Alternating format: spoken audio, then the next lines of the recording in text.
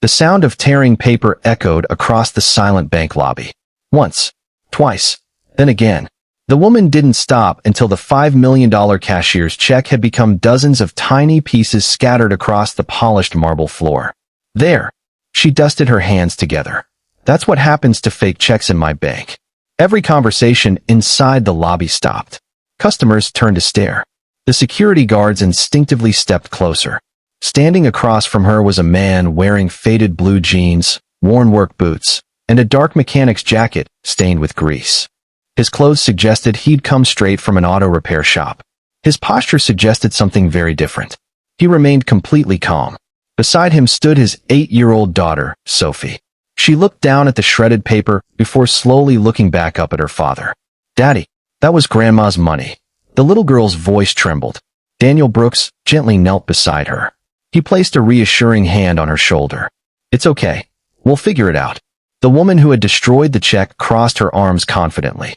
"My bank doesn't negotiate with scammers." Daniel slowly stood.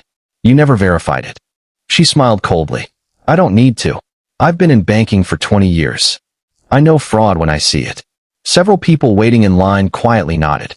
Others looked uncomfortable. Daniel simply asked, "Based on what?" She looked directly at his jacket. "Based on appearances. You expect me to believe a man dressed like an auto mechanic is walking around with a $5 million cashier's check?" Daniel looked down at his jacket. A small smear of engine oil still covered one sleeve. He smiled faintly. "I am an auto mechanic." Her eyebrows lifted. "So you admit it." "I never denied it." She laughed. "Then we're finished here. My assistant will escort you out." Daniel nodded politely. "My appointment?" "Cancelled." "My daughter, you'll both need to leave." Without another word, Daniel bent down and calmly began picking up every tiny piece of the destroyed check. Sophie immediately knelt beside him. Together they carefully gathered every fragment into a small envelope. Watching them, something about the scene made several customers uneasy. The little girl wasn't embarrassed. She wasn't angry. She simply helped her father as though she trusted him completely. One elderly woman waiting near the teller windows finally spoke. "Excuse me." The CEO looked over. "Yes. Wouldn't it be safer to verify the check before destroying it?" The CEO smiled politely. "I appreciate your concern. But counterfeit checks are becoming increasingly sophisticated. I refuse to waste employee time entertaining obvious scams." Daniel sealed the envelope, then looked at the CEO for the first time since the confrontation began. "I sincerely hope you're right." She frowned. "What does that mean?" "It means, if I'm wrong, I've lost some paper." He paused. "But if you're wrong, you've damaged something far more valuable." Then he reached for Sophie's hand. "Come on. We're leaving." As they walked toward the revolving doors, every employee inside the branch watched in complete silence. No shouting, no threats, no dramatic confrontation, just quiet dignity. The moment they disappeared outside, one young teller hurried toward the shredded scraps still lying beneath the counter. She picked up one remaining piece the cleaning staff had missed. The signature at the bottom looked strangely familiar. She frowned, then walked quickly toward the CEO's office. "Ms. Lang." Victoria Lang looked up from her desk. "What is it?" The teller hesitated. I think you should see this." Victoria barely glanced at the paper. "It's fake. I'm almost certain." "But, what?" "I've seen that signature before." Victoria sighed impatiently. "You've worked here 8 months. I've worked here 20 years. I know what I'm doing." The young teller quietly stepped back. "Yes, ma'am." Outside, Daniel helped Sophie into his old pickup truck. The vehicle had nearly 300,000 miles on it. Its paint had faded years earlier. The passenger door. Victoria Lang didn't sleep that night. The image of the little girl helping her father gather the torn pieces of the $5 million check replayed in her mind over and over. She had built a reputation as one of the youngest female CEOs in the banking industry. She was known for making quick decisions, trusting her instincts, protecting the bank from fraud. Until now, she had believed those instincts were one of her greatest strengths. Now she realized something painful. Confidence without humility can become arrogance.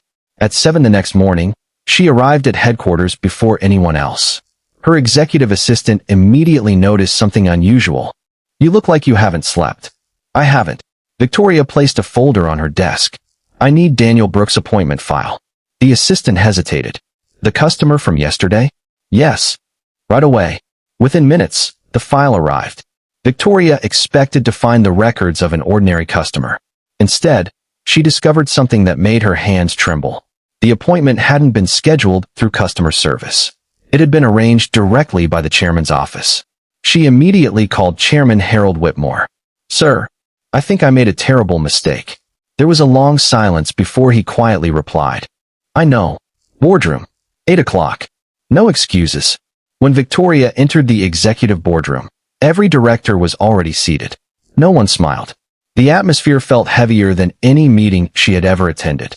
On the polished conference table lay dozens of carefully taped pieces of the shredded check. Beside it rested several old photographs. Harold looked at her. "Sit down." She quietly obeyed. He picked up one photograph and slid it toward her. It showed the opening ceremony of the bank more than 3 decades earlier. Standing beside Harold was a much younger Daniel Brooks. Both men held ceremonial shovels during the groundbreaking. Victoria frowned. "I don't understand." Harold folded his hands. 32 years ago, this institution was only an idea. No investors. No reputation. No headquarters. Nothing. He pointed toward Daniel. That man believed ordinary working families deserved access to fair loans. He mortgaged everything he owned. His house. His workshop. Even his retirement savings. Without Daniel, this bank would never have existed. Victoria stared silently at the photograph. Another director quietly added, "Years later he sold most of his ownership. But he never stopped serving on the advisory board.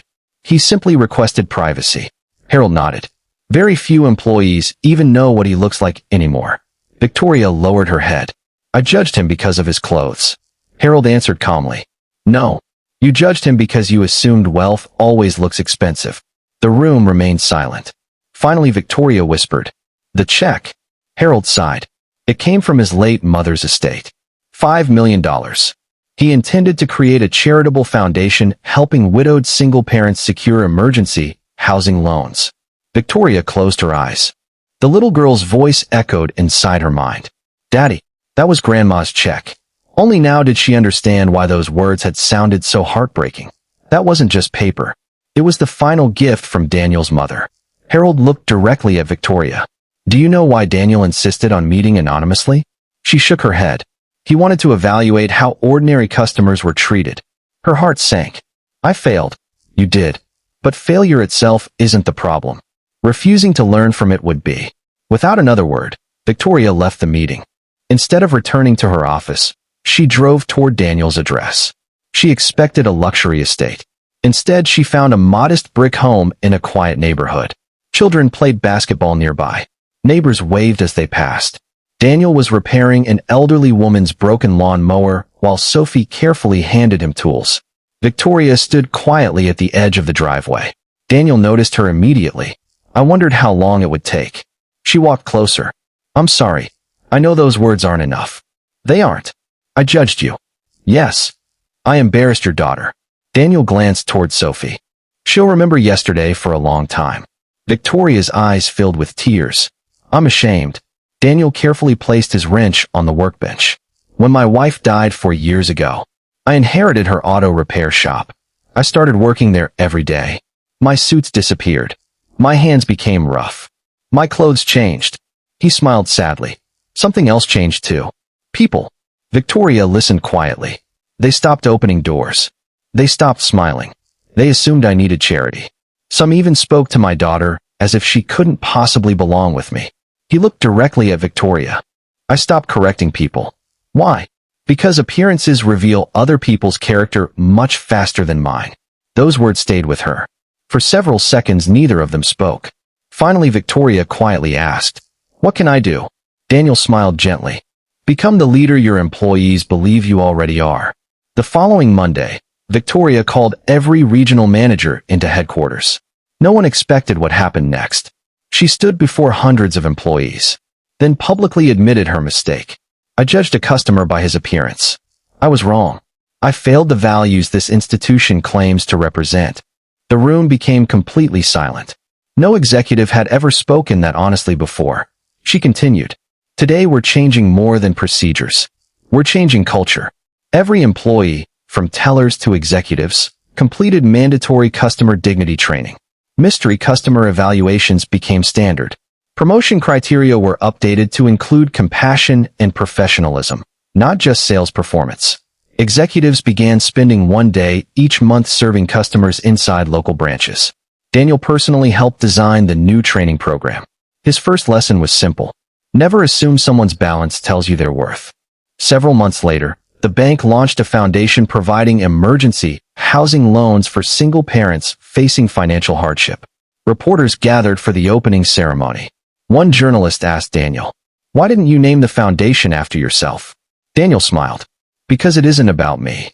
It's about every parent who's ever worked quietly while hoping someone would simply believe in them."